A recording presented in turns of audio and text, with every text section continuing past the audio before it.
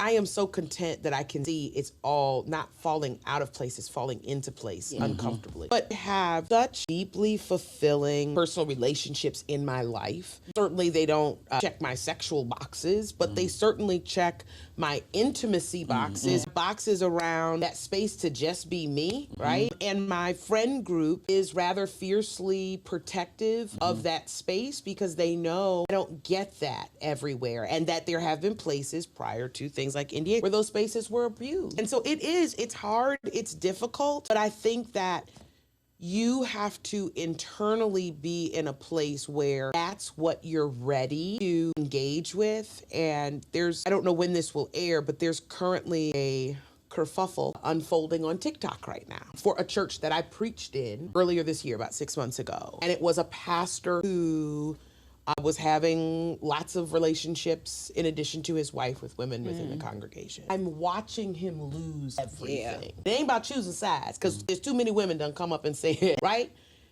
And so the other piece that if we get really real about, if we take this conversation full circle of dating back to public figure, the congregation went from 30 people to over 400 physically to another 250 online on Sunday. I am not willing in this season of my life to risk what I built. You can call that pride, you call that what, like that's real talk. I have given my blood, my sweat, my tears for 15 years to build something in all respect, because you're going to find that's how I do. I got a payroll to meet, which means if I fumble the ball, it's not just my life that is affected. It is the lives of people who put food on their table from working under my leadership. So that brings it back to, that's why there's a policy, because we have to set a standard so that the glory of the Lord does not leave this house, because we fought to get it in here. You said you stand on the principle because so that the glory of the Lord does not leave the temple. And if we all held to that, we would operate differently within the body of Christ. So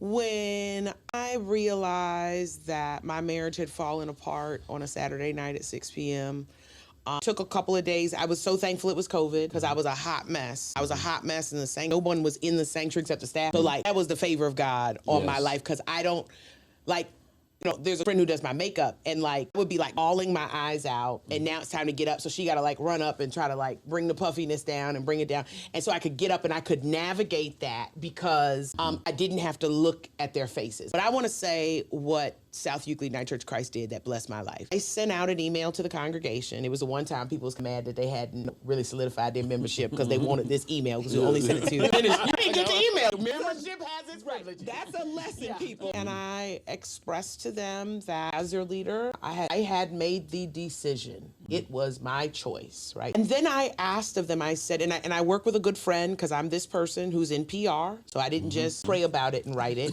I prayed about it and sent it to somebody with a gift. And then what we ultimately did was, she said, people are wondering, what should they do? What can they do for you? And the best thing you could do in this correspondence is tell them what to do, because if you don't tell them what to do, then they all start making up what to do, and that's going to be a problem. Yes. And she said, what do you want them to do? And I said, I want them to respect my privacy. I want them to not discuss this. And if for no other reason, I want you to not do these things because I have a child. And I'm asking you as a mother to help me protect my child. Now, you can say to church folks, don't talk.